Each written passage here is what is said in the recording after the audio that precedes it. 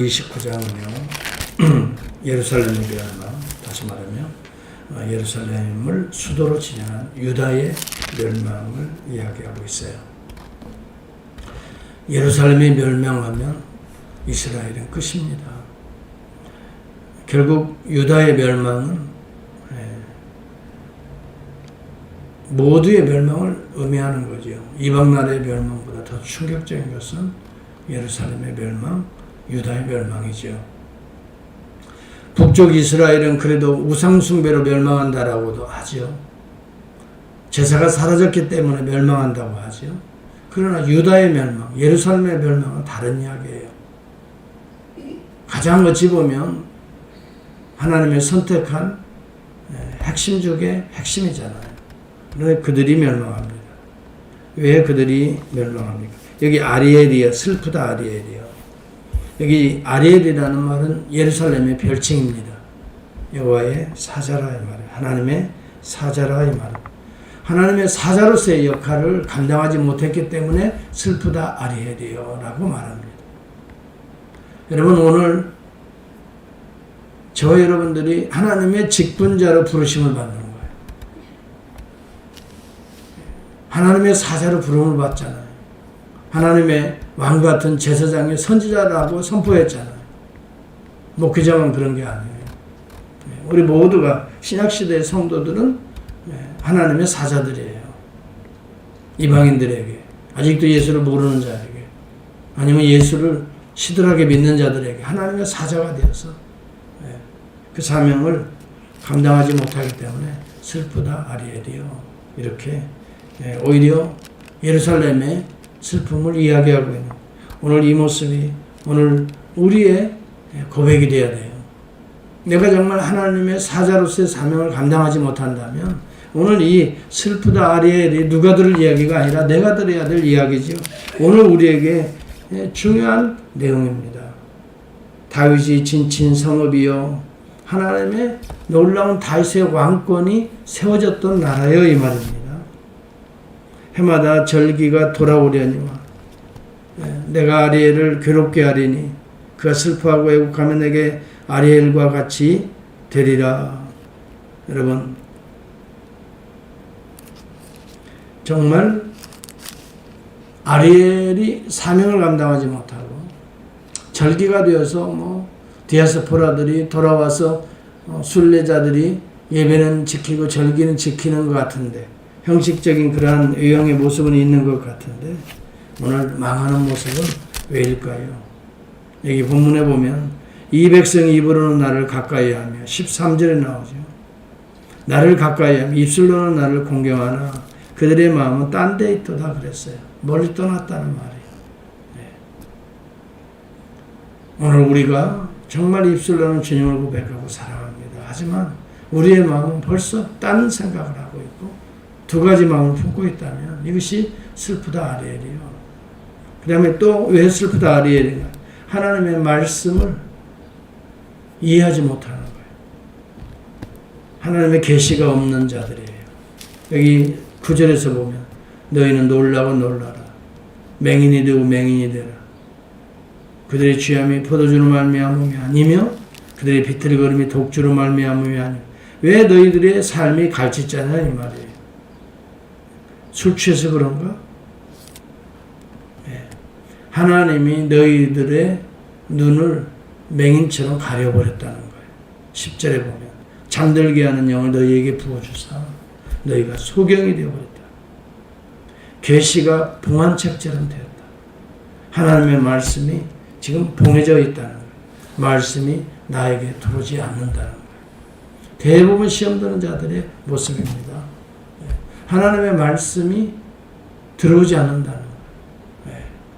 예배가 형식적으로 된다는 거예요.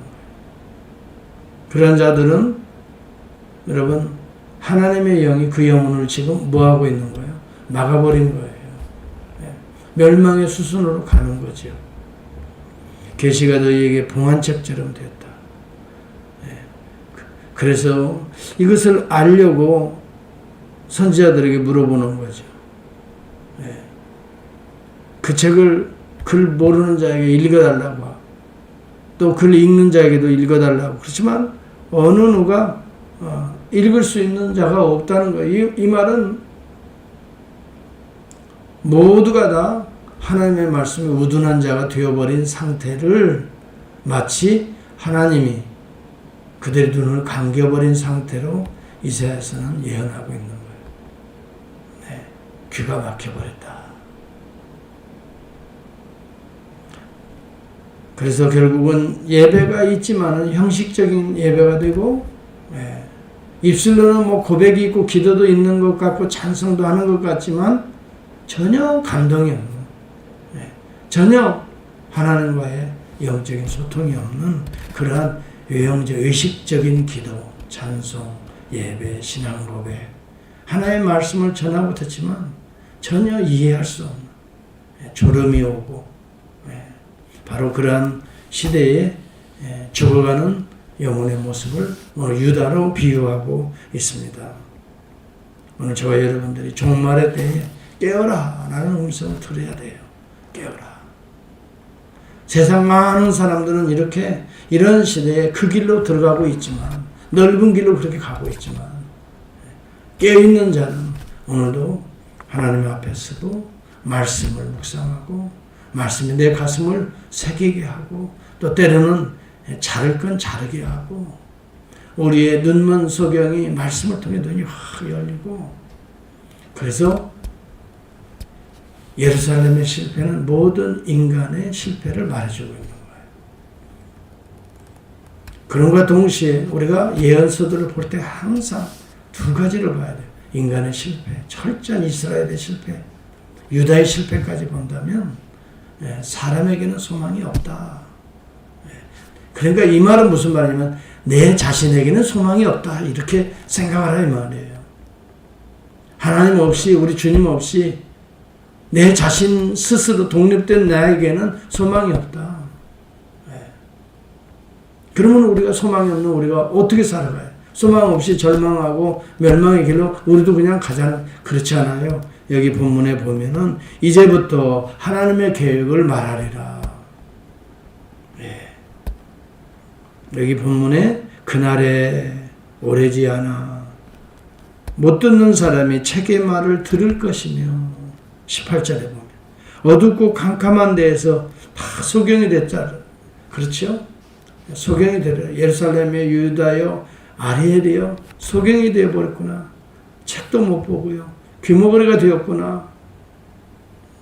하나님의 음성이 들리지도 않고요. 벙어리가 되어버렸구나. 말도 하지 못하고요. 그러면서 은밀하게 자기의 계획대로 간다는 거예요. 그리고 하나님을 속이는 거예요. 겉으로는 뭐 하나님의 뜻, 하나님의 영광 하지만 속으로는 자기 길을 계획하면서 막 간다는 내용 15절에 나와요. 이 너희의 패역함이 심하도다. 나까지도 숨기려 하는구나. 누가 이 내 마음을 알까 하고 하나님께서 나까지도 속이는구나. 이런 의미예요, 이게. 그러한 예루살렘, 그러한 유다, 그러한 오늘 이 시대에 이중적인 삶의 행태를 지금 지적하고 있는 거예요. 그런데도요, 들리는 사람이 있어요. 보는 사람이 있어요. 캄캄한 데서 맹인의 눈이 열린 사람이 있고요. 책의 말이 들리는 사람이 있어요. 그런 가운데도 겸손하게 여호와 앞에 기쁨을 누리는 자들이 있어요. 어떻게 이런 일이 가능할까요? 선지서는 두 가지를 이야기합니다. 인간의, 이스라엘의, 마침내 유다의 실패를 이야기하면서 하나님의 또 다른 계획을 이야기하는 거예요. 그게 누굴까요? 어떻게 해서 그러면 이렇게 소경의 눈을 열고, 그 뒤에 보면 가난한 자, 어려운 자, 고통 중에 있는 자가 다시 부하게 될 것인가, 즐거워하게 될 것인가, 어떻게 될까요? 이제는 여러분들이 제 설교를 여러 번 들어서 알게 될 거예요. 오실 메시아를 은밀하게 비추고 있는 거예요, 이 내용이. 선지서의 특징은 인간의 실패와 더불어서, 그렇지만 그 아들 예수 그리스도를 통해서 다시 빛으로 임할 것을 예언하고 있는 거예요. 이것을 종말론이라고 하는 거죠. 종말의 메시지라고 하는 거예요. 당시에 이사야 선지자는 종말론적 메시지를 전했던 거예요. 그날에 못 듣는 사람이 18절 보세요.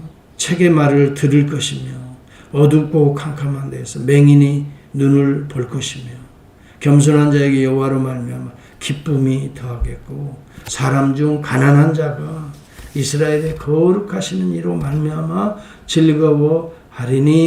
이제는 죄가 끊어졌어요. 나를 고소하는 율법의 죄가 다 끊어졌어요. 누가 성취하죠? 그리스도가 성취하죠. 이제부터는 율법으로부터 자유입니다.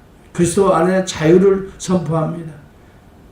여전히 우리는 육신의 몸을 입고 있기 때문에 죄 가운데 우리가 살아가지만 죄를 씻을 수 있는 길이 열립니다.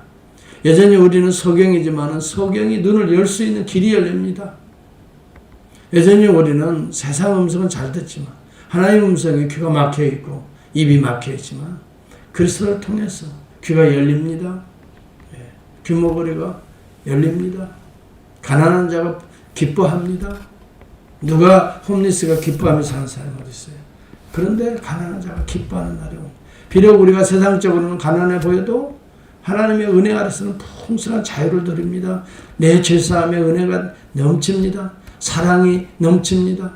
나 같은 것을, 이러한 멸망의 나를 어떻게, 이 어둠 속에 헤매는 나를 이렇게 빛으로 인도해 주시니 주님의 빛으로 향하게 되니 빛의 자녀가 되었으니 의를 맛보게 하시니 천국을 심게 하시니 너무너무 감사합니다.